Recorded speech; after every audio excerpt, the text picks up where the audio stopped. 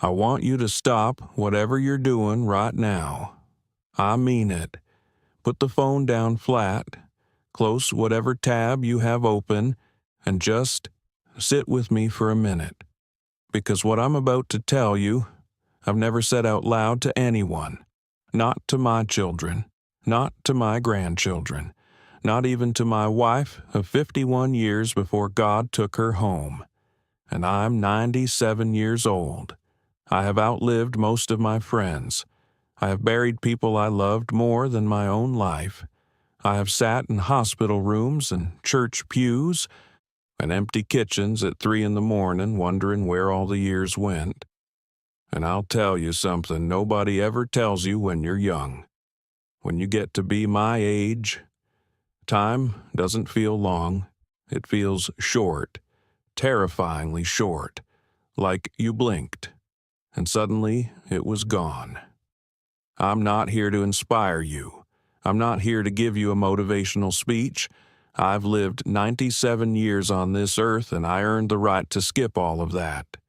What I'm here to do is warn you, because I made mistakes real.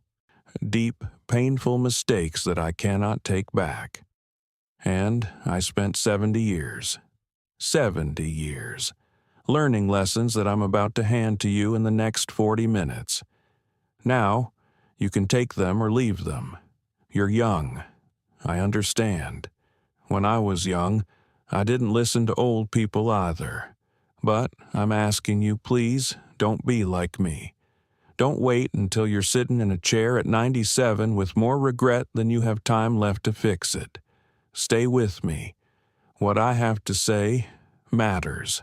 And I promise you, by the time we're done today, something inside you's going to shift. My name is not important, but my life is. And I want to tell you about it the real version. Not the cleaned-up version I used to tell at dinner parties. Not the version that made me sound smart. The real version, the one with the mess in it. I was born in 1927. Now, I need you to really hear that. The Great Depression hadn't even hit yet. There were no computers, no cell phones, no internet. Television didn't exist in our home until I was almost grown. The world I was born into looked nothing like the world you're living in right now. And yet, every single thing I'm about to tell you is just as true today as it was back then, because human beings haven't changed. The details change, the technology changes, the clothes change, but the heart stays the same. People in 1930 were chasing the same things people chase today, and they were making the same mistakes. I know because I was one of them. I grew up in a small town in the Midwest. We didn't have a lot. My daddy worked hard, my mama worked harder. There were 6 of us kids, and we all slept in 2 rooms, and we didn't complain, because that was just life. But something happened when I was about 12 years old. Something that set the course of the next 70 years of my life, and not in a good way. I watched my father come home one evening, dead tired, dirt on his boots, barely able to lift his head, and the neighbor across the street, Mr. Patterson, he pulled into his driveway in a brand new car. Shiny, black, beautiful. And I watched my father look at that car, and then look down at his boots, and I saw something in his face I'd never seen before. My daddy was a good man, one of the best men I've ever known in my life, but in that moment, he looked like he felt like nothing, and I made a decision right then and there, standing at that window 12 years old, and I said to myself, that is never going to be me. I am going to be somebody. I am going to make money. I am going to make people respect me. And I held on to that decision for the next 70 years of my life. It almost destroyed me. I want to talk to you about something I call the chase, because that's what most of us are doing from the time we're old enough to understand the world. We are chasing. And when I was a young man, 20, 25, 30 years old, I was one of the hardest chasers you'd ever seen in your life. I worked like a man who was running from something. And honestly, looking back now, I was. I was running from that image of my father at the window, running from shame, running from the feeling of being less than. And I thought if I just worked hard enough, if I just climbed high enough, if I just got enough, that feeling would go away. So I worked. Lord, have mercy. I worked. I was at the office before the sun came up. I stayed after everyone else went home. I skipped lunches. I brought work home on weekends. I missed birthday parties and family dinners and Sunday afternoons because I was always building something. And people admired me for it. That was the dangerous part. People called me disciplined, dedicated, a hard worker, a real go-getter, and the more they said it, the more I believed that what I was doing was right. Nobody tells you when you're on the wrong road and you're running fast on it that the speed is the problem. They just cheer you on. By the time I was in my mid-30s, I had things, real things, a house, a car, a title at work, money in the bank, a wife who loved me, 2 young children who looked at me like I hung the moon. And you know what I did? I kept chasing, because there was always more to chase. There was always somebody doing better, always a higher rung on the ladder, always another thing to acquire, another goal to hit, another level to reach. And here is the truth that I wish someone had grabbed me by the shoulders and made me hear when I was 35 years old. The ladder doesn't end. There is no top. You can climb your whole life, and you will never ever reach a point where you look around and say, "Okay, I'm done. I have enough. I am enough." Not if you're chasing it from the outside. Not if you're running from something on the inside. Yeah, the finish line keeps moving. I don't care how fast you run. It will always be just a little further ahead. And if you don't stop and ask yourself why you're running, you will run your entire life, just like I did. Stay with me, because I haven't gotten to the part that really cost me yet. And that's the part you need to hear most. My oldest son's name is Robert. He's 71 years old now, and I love that man more than I have words for. But there is a distance between us. A quiet distance that nobody talks about but everybody feels when we're in the same room together. And I know exactly where that distance came from. It came from me. When Robert was little, he used to wait for me by the front door. My wife told me this years later. She said he would sit there on the floor by the door with his little toys and just wait for his daddy to come home. And some nights I didn't come home until he was already in bed. And some nights when I did come home, I was so empty from giving everything I had at work that I had nothing left for him. I'd come in, eat dinner, watch a little television, and fall asleep in the chair.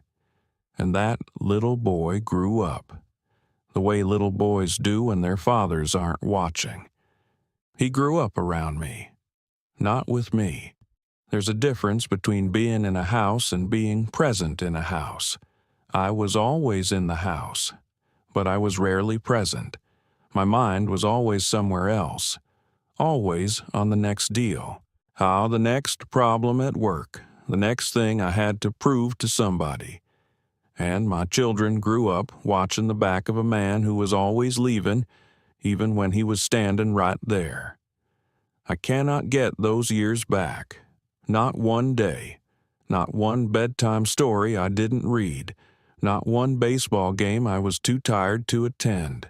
Not one moment when my son looked up from the yard hoping to see his daddy watching. And I wasn't there. I want you to hear me on this. I don't care how important your career is. I don't care how big your dreams are. I don't care how much money is on the table. Nothing you build out there is worth what you can lose in here. Nothing. And the cruelest part? You don't know what you lost until it's already gone. Your children can't wait for you. They grow up in real time whether you show up or not. And one day you'll wake up and they'll be adults with their own lives and their own walls built up around the places where you were supposed to be. And you will feel that. And you will feel that for the rest of your life. I want to tell you about my wife, Dorothy.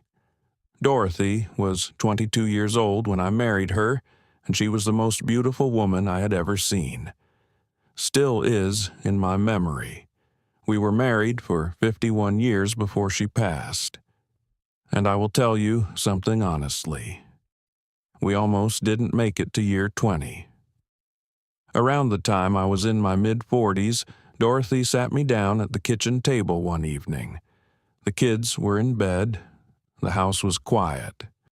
And she looked at me with those eyes, calm, tired, heartbroken eyes, and she said something I have never forgotten. She said, "I don't need the house. I don't need the car. I don't need the vacation. I need you, the real you. I haven't seen him in years, and I'm starting to think he's not coming back." I didn't know what to say, because honestly, in my mind, I thought I'd been doing everything right. I was providing, I was protecting, I was building a life for my family. That was my job. That was what a man was supposed to do. And here was my wife, sitting across from me, telling me it wasn't enough. And my first reaction, God forgive me, was defensiveness. I said, "Dorothy, look at this house. Look at what I've built for this family. What more do you want from me?" And she said, very quietly, she said, "I want you to look at me when I'm talking. I want you to ask me how I'm feeling and actually wait for the answer. I want to feel like I matter to you more than that office does." That hit me like a wall, because she was right. I had been so busy providing for Dorothy that I had stopped seeing Dorothy. I had turned my wife into a person I shared a house with, a partner in logistics, someone who managed the children and the groceries and the schedules while I managed the career. And somewhere in all of that, I had stopped treating her like the woman I fell in love with. I had stopped being curious about her. I had stopped asking what she was thinking about, what she was dreaming about, what was keeping her up at night. I had given her every material thing she needed and almost nothing that she wanted. We worked through it. We did. It took a long time and it wasn't easy, and there were nights where I wasn't sure we were going to make it. But we worked through it, and the last 15 years of our marriage were the best years of my life, because I finally started paying attention. Finally stopped being so busy building a life that I forgot to actually live one. And I want you to hold on to this, because this is one of the most important things I'll say today. The people in your life right now today, they will not wait for you forever. Time runs out. Patience runs out. Love, when it's neglected long enough, it doesn't disappear overnight. It just gets quieter and quieter until one day you look up and the room is very, very still. Don't wait until the room gets quiet. I know this is hard to hear. Believe me, it's harder to say. But we're not done yet, because the biggest mistake I made took me until I was almost 80 years old to fully understand. And it's the one I think about most. Stay with me. When I was 78 years old, I had a health scare. Nothing I'll get into in detail. But it was serious enough that I spent a few nights in the hospital, and the doctors were using words that made the room feel very small. And in that hospital bed, out in the middle of the night with all the machines beeping quietly around me, I had the clearest thought I had ever had in my life. I thought if I die right now, what was all of that for? What was the working 70 hours a week for? What was the missing my children's childhoods for? What was the stress and the grinding and the proving and the climbing for?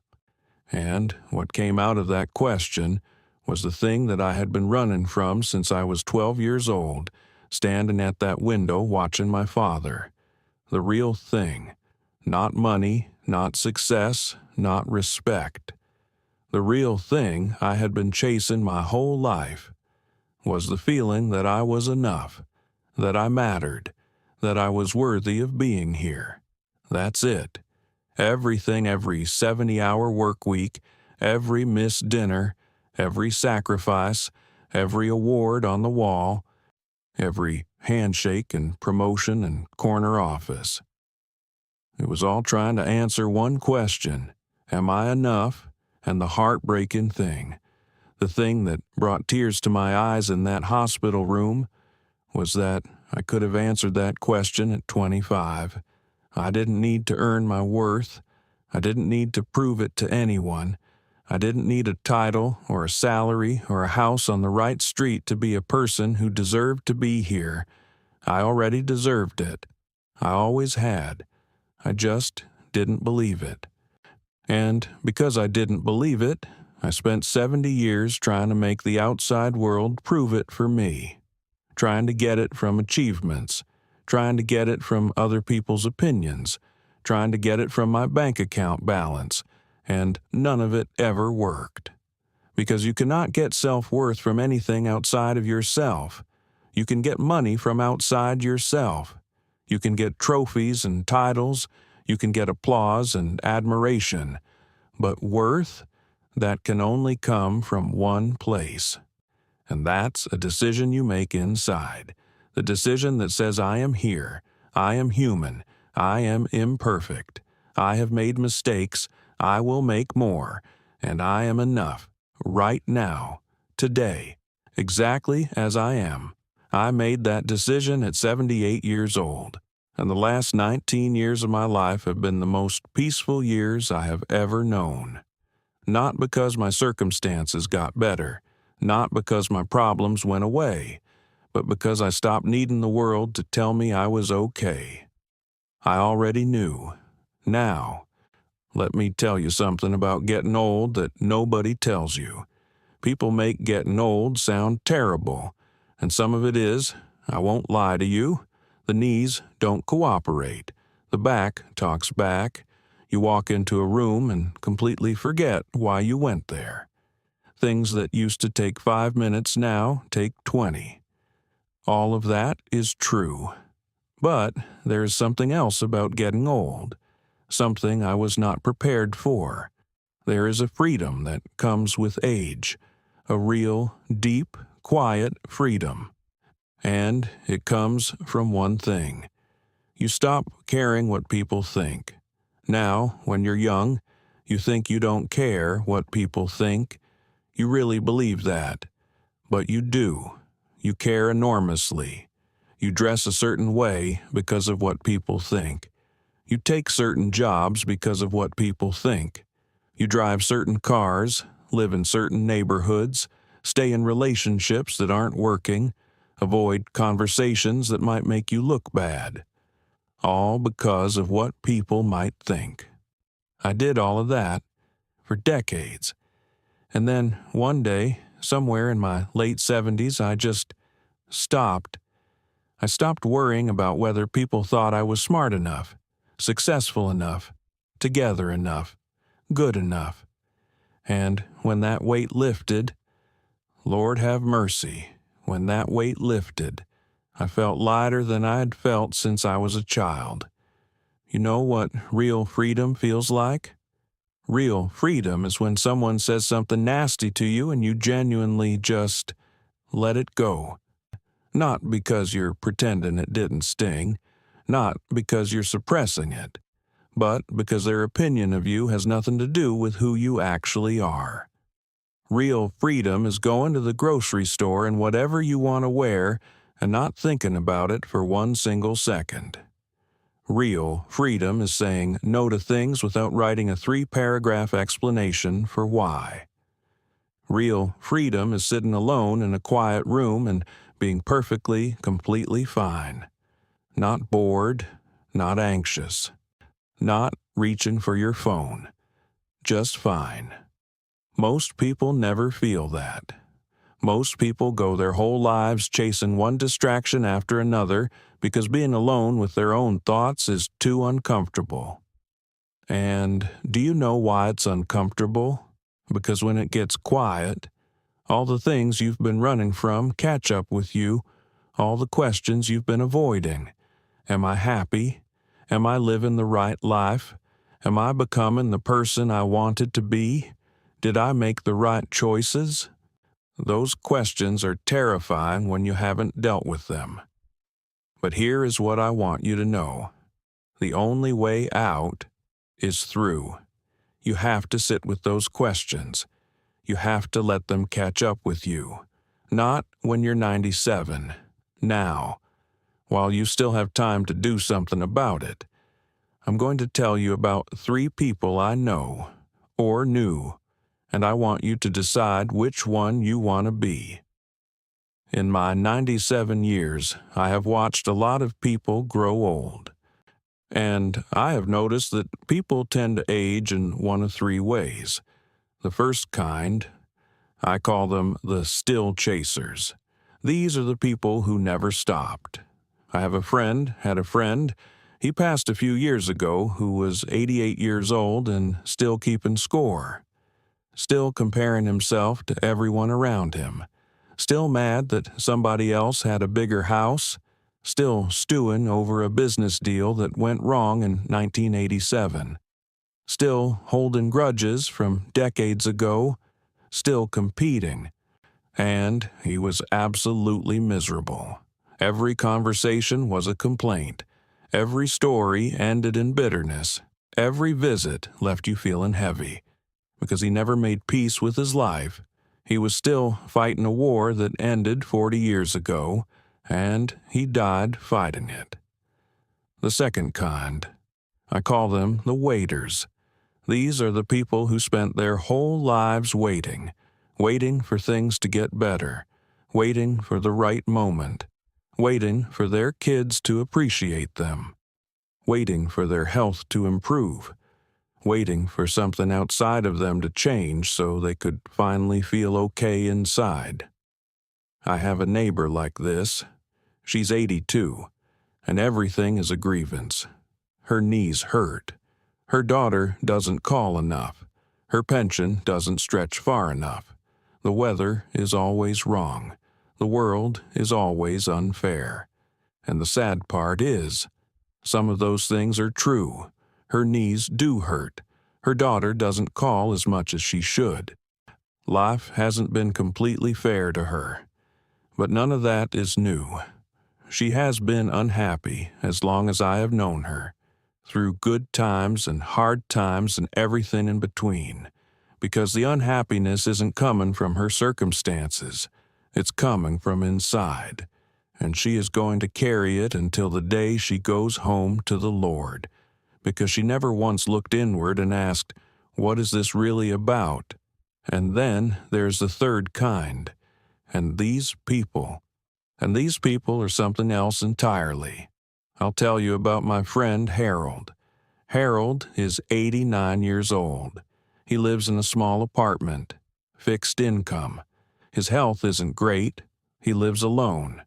By every external measure, Harold's life looks modest. But I have never, in 97 years of living, met a man more at peace with himself. Harold wakes up every single morning grateful, not pretending to be grateful, not performing gratitude, actually grateful. Grateful for the morning light coming through his window. Grateful for the coffee. Grateful for the phone calls with his grandchildren. Grateful for the book he's reading. Harold is always learning something, always curious about something, always asking questions. I asked him once, I said, "Harold, how do you do it? How do you stay like this?" And he looked at me with this calm in his eyes and he said, I spent the first 60 years of my life trying to become somebody. I'm spending the rest of it just trying to be here, and being here is so much better. I want you to be Harold, not the charade version of Harold, not some performance of peace, the real version, the version that comes from having done the hard work of looking at yourself honestly, of making peace with your mistakes, of letting go of the scoreboard, that version of peace. It is possible. I know because I found it. At 78 years old. But I found it. And you can find it too. Just don't take as long as I did. I want to spend a few minutes on something that I think is the most dangerous thing in a human life. More dangerous than poverty. More dangerous than failure. More dangerous than heartbreak. The story we tell ourselves. Every single one of us is walking around with a story in our head. A story about who we are, about what we deserve, about what is and isn't possible for us, about why things turned out the way they did. And for most people, a large part of that story is built on lies. Not lies they know they're telling. I'm not accusing anyone of being dishonest. I'm talking about the kind of lies that come in through the back door. When you're young, before you even know what's happening. Lies like, I have to earn love. I have to be impressive for people to value me. Asking for help is weakness. Showing emotions means I'm unstable. More is always better. Rest is laziness. Slowing down is falling behind. I believed every single one of those things for most of my adult life. Every one. And they shaped every decision I made. The lie that hurt me most was this one. When I get there, I'll finally be able to rest. When I get the promotion, when I hit the number, when I retire, when things settle down, then I'll rest. Then I'll be present. Then I'll slow down and appreciate things. Then. Do you know what then is? Then is a moving target. I chased then for 50 years. And I can tell you with complete certainty from 97 years of living on this earth. Then never comes. It doesn't come because it isn't real. It's a story. A story that lets you keep postponing the life you actually want because you're too afraid to stop and ask yourself why you're not living it right now. What is your then? What are you waiting for before you give yourself permission to be happy? Before you give yourself permission to slow down? Before you give yourself permission to be present? I want you to sit with that question. Really sit with it, because I promise you, whatever answer comes up, that's the thing you need to look at. At 97 years old, I have a lot of time to think. The world gets quieter when you get to my age. The noise settles down, the urgency fades, and you're left with just your thoughts and your memories and whatever peace you managed to build along the way. And in all that quiet, I have thought a lot about what actually mattered. Not what I thought mattered when I was 35. Not what the world told me mattered. What actually, truly, really mattered. And here is what I've come to. The moments that I remember most clearly, the ones that still feel warm when I think about them, are never the achievements. It's not the promotion I remember. It's not the house, not the car, not the award on the wall. What I remember is the Saturday morning when my son Robert was 7 years old, and we built a birdhouse together in the garage, and he was so proud of that crooked, lopsided little thing that he cried when we put it up in the yard. I remember that day like it was this morning. I remember the way Dorothy laughed. a specific laugh she had when something genuinely surprised her, threw her whole head back, completely undignified, absolutely beautiful. I would give everything I own to hear that laugh one more time. I remember the smell of my mother's kitchen, the weight of my father's hand on my shoulder the day I graduated, my best friend Jimmy's voice on the phone, specific sunsets, a certain feeling on certain evenings when everything was simple and everyone I loved was close. That's what stays. The presence, the connection, the moments when you were actually there, not planning, not worrying, not chasing, just there, fully, completely, right in the middle of your own life. And here is the hard truth. Those moments don't cost anything. They don't require money or success or the right house or the right title. They just require you to show up, to be in it, to put down whatever you're carrying for just a moment and actually be with the people in front of you. That's it. That's the whole secret. And I wasted so many years not knowing it. We're getting close to the end. But before I go, I need to tell you two more things. One of them might make you uncomfortable. The other one, I hope, will set you free. Stay with me just a little longer. I am 97 years old. At some point, and I don't know when, I am going to die. I know that's an uncomfortable sentence, but I need you to hear it because what comes after it is the most important thing I can say. Most people my age are afraid to talk about death. They dance around it. They call it passing on and going home, and all kinds of gentle phrases. And I understand why. Death is frightening. The unknown is frightening. But here's what I've come to believe after 97 years. The fear of death isn't really about death. It's about the life you haven't lived yet. The people who are most terrified of dying are usually the people who feel like they haven't really lived. Like they've been so busy surviving and chasing and proving and managing that the actual experience of being alive has slipped past them. And the terror is not about what comes after. And the terror is about looking back and seeing all the unlived life, all the conversations you kept postponing, all the people you kept meaning to call, all the things you kept saying, "I'll do it when," about. I want you to look at your life right now, not the life you're planning, not the life you're building toward, the life you are actually living. Today, this week. Is it the life you want? Are the people in it getting the real you or the leftover you? Are you present in your own days? Or are you somewhere in the future in your head while your actual life passes by? Because here's the thing about time that nobody can outrun. It passes at the same speed for everyone, rich or poor, successful or struggling, busy or still. It all passes at exactly the same speed.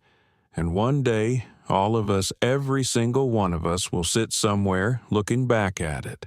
I just want you to have good things to look back on. I want you to have a full life to look back on. Not a busy one. Not a successful one. Not an impressive one. A full one. Full of presence, full of love, full of real, honest, messy, beautiful human connection.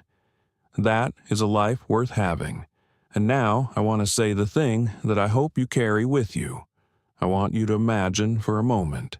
Imagine a version of yourself at 97, sitting somewhere quiet, looking back at your whole life like a long road stretching out behind you, and imagine that version of you has one message. One thing they could reach back through time and tell you right now. What would it be? I'll tell you what my 97-year-old self would tell my 35-year-old self. He would say, "Stop running. not from life, not from responsibility, just from the lie that you are not already enough. You are enough. You have always been enough. Not when you get the promotion, not when you build the house, not when people finally recognize you. Right now, exactly as you are enough. And the people who love you don't love you for what you produce. They love you for who you are. Show them who you are. Give them time. Give them your eyes. Give them your real self, not the version you perform. And stop waiting. Stop saying, "I'll be happy when."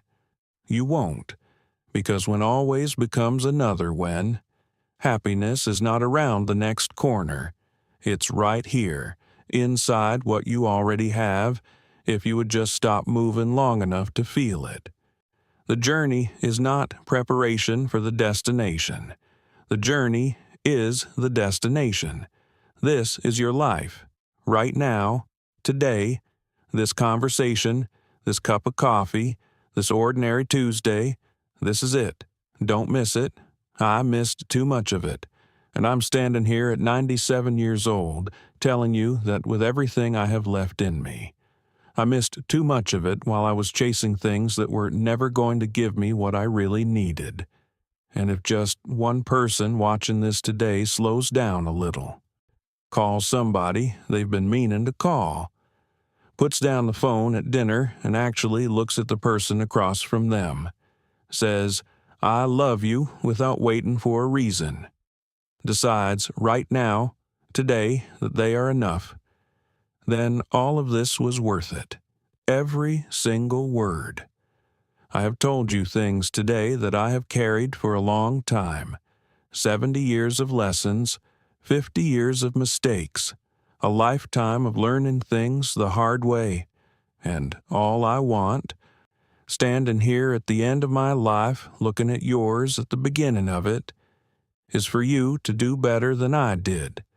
Not more successful than I did, not richer, not more impressive, just more present, more alive in your own life, more gentle with yourself, more intentional about the things that actually matter.